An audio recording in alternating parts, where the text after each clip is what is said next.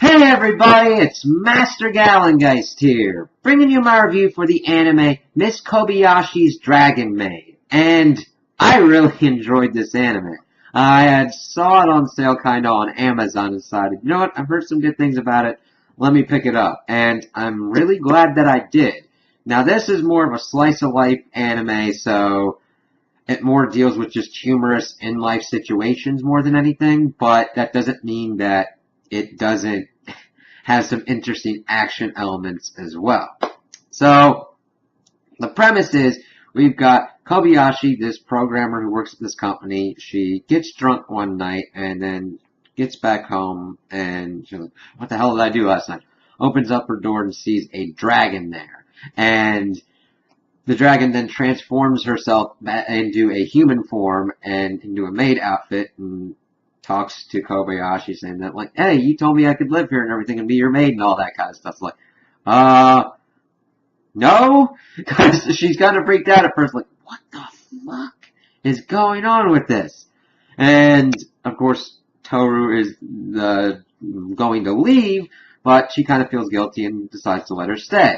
And it's just interesting seeing how well the supernatural and the mundane is just mixed together. That's always a kind of sticking point with animes like this, because you don't want it to you don't want the normal things to completely overshadow the supernatural or vice versa. You want to strike a kind of balance, otherwise it's just going, how is nobody noticing this versus why is this here? Why isn't this just the normal stuff going on? I like them being able to show the differences of, like, Toru being a dragon of destruction. She even goes into further detail how there's, like, dragons of order, dragons of chaos, and then those dragons that just don't give a crap. And how she's kind of the destruction one, and her always going to, like, oh, I'll blow this up or whatnot, or they destroy, blood and destruction. She's just hilarious that way. And that goes into another kind of aspect when they do the action. Sometimes the animation style goes from this kind of soft, really just kind of soothing kind of art style, like really playing on the just kind of normal kind of life kind of thing, into dragons fighting each other and just freaking energy blasts going off. It doesn't feel like it's out of place. It's just a natural extension of the animation. And it's very well done. Like, the overall quality of the animation, I didn't really notice any kind of weird inconsistencies or anything like that. Like, oh, that was kind of like an in-between thing or whatnot. It just flows very well. Because sometimes you see that in anime where it's like, okay, something was going on and there's just this really weird thing, and they usually meme it to death. But this is just, there's nothing in it that really takes you out of the moment or, like, screws with your suspension of disbelief. It's like, oh yeah, this looks like a normal world thing, and then, oh god, Dragon Dodgeball. So, once Kobayashi's got Toru in there and everything, we then start getting other dragons coming into effect, because there's this world, and then there's the dragon world, which also has humans, but evidently there's a non-interference on this one. Since this goes with a lot of kind of Norse mythology kind of references, I'm kind of assuming that this place is kind of the Midgard realm, where all kind of dragons and deities have declared it like a no-go zone.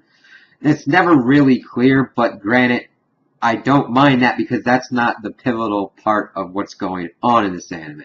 The anchors are Kobayashi and Toru, and then the rest of the supporting cast around them kind of building up and adding to their character depth, which we see other dragons coming into effect of. Kana, who's the cute little child dragon that pops up because she had evidently did one too many pranks and was banished from the world by her parents to teach her a lesson or whatnot.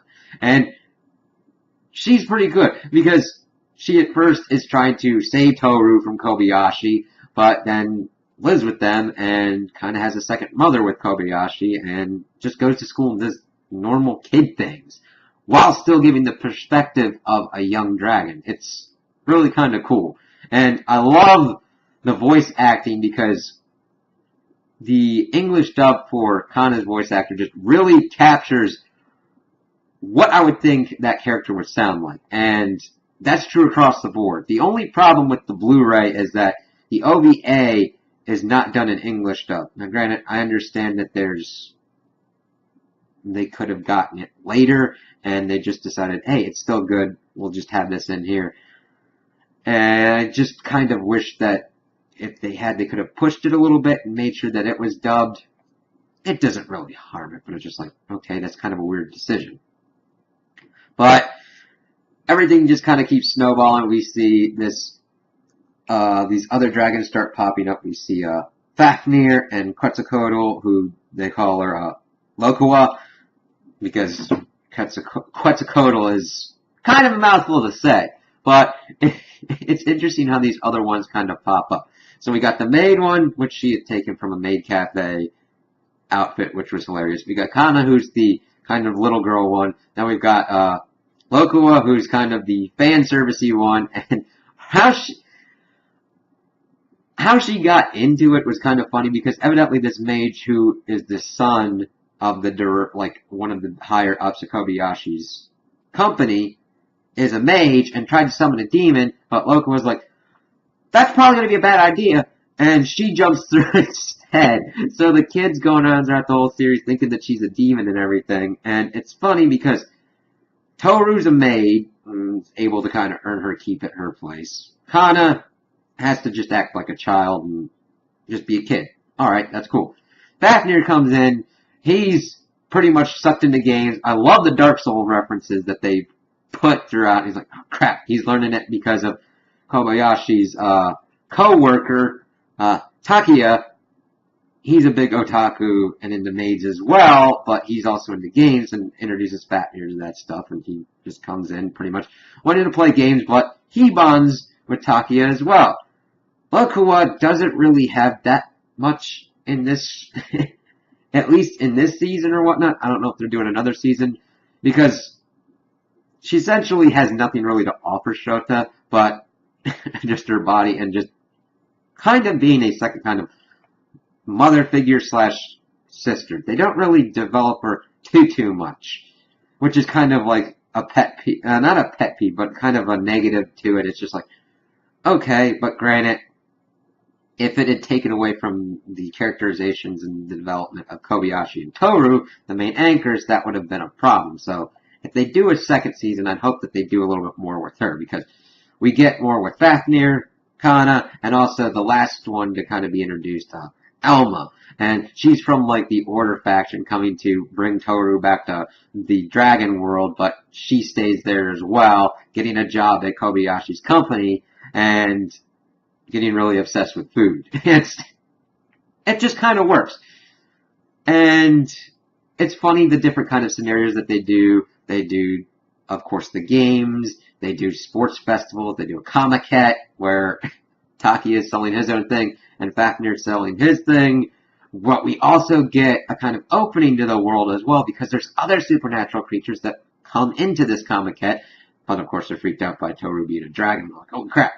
But it's cool that they've expanded the mythology and everything while still keeping the retaining core of just seeing, okay, we've got a normal person and we've got a dragon, and of course there's differences, but I really liked how the end message is, yes, people can have differences, but as long as we kind of accept those differences and look past them, we can be okay.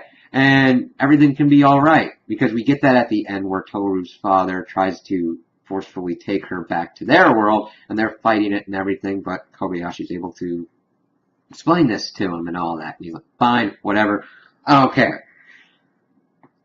So we just get through all different kinds of arcs throughout. Each episode is kind of strangely structured in that we kind of get two kind of things and like little things interspersed throughout with certain characters just to get some depth and just get inside of their heads and all that.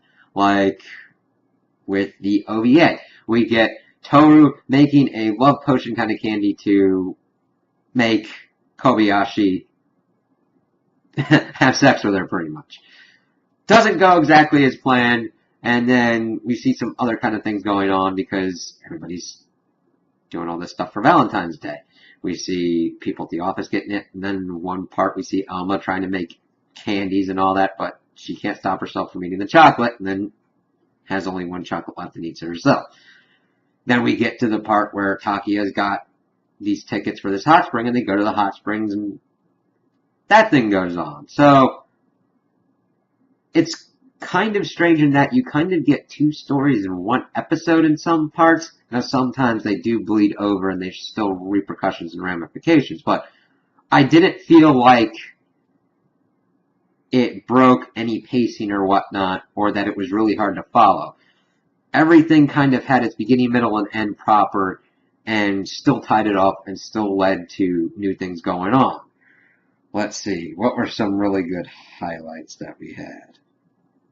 Toru referencing the 10% brain movie thing. They had this training montage to do, like, Our World's Magic, which was funny as hell. And seeing Toru and Kana doing the same kind of thing and just training to figure out how to do a magic trick to bend a spoon. And they went and fought a bear. It was just insanity and randomness, but it didn't hit the flow or anything. I'm like, yeah, okay, they're doing good with this bit. Let's see here. We got like Globe Theater references when they were doing on a stage play that took everything from like 47 Ronin to Magical Girls and all that. It was just frickin' nuts. And when they get into how the situation of how Kobayashi saved Toru's life was pretty cool because she just got drunk. She went off into the mountains. We see Toru with this giant sword in her. And of course, she at first is dismissing towards Kobayashi, but Kobayashi's like, screw it, I'll take that out. And Toru's like, that's like a blade of the gods. You touch it and your mind will probably go, it's like, if there's a god, whatever! And he just pulls it out and she's like, wow, that's kind of cool. And then she's like, drink me, dragon! And she's like, fine, turns into her human form, and that's how they connect. It was just, yeah, it's a crazy premise, but they make it work with the characters, and that's the biggest strength of this show is the characters and the character development. Now, does that mean that it's kind of boring or whatnot? No, because they're able to take the characters and put them in situations where conflicts or silliness can arise, and even with the action scenes that pop up. I was very surprised at how well those action scenes were done, because I'm like, this is a slice of life anime. I'm just fine with all the kind of crazy stuff that can pop up from normal interactions. And I'm just like, holy crap, this is like some stuff that could be on par with other action anime out there. I've seen some that are action anime that have had less well done action scenes. And I'm like, yes, alright, cool. So, if you're really into character development and just a kind of cool, soothing, kind of relaxing anime, I would highly recommend this. Now, it of course goes for fan service and Ichi, so that's more of where you kind of have to draw the line for kids and all that, but there's not like excessive gore or anything that would like scare anybody. It's just sexy times and stuff like that. So I would highly recommend it to anybody who's really into like comedy, character development, and just really nice and just beautiful animation in general. So those are my opinions on the anime. Tell me what you guys think in the comments below.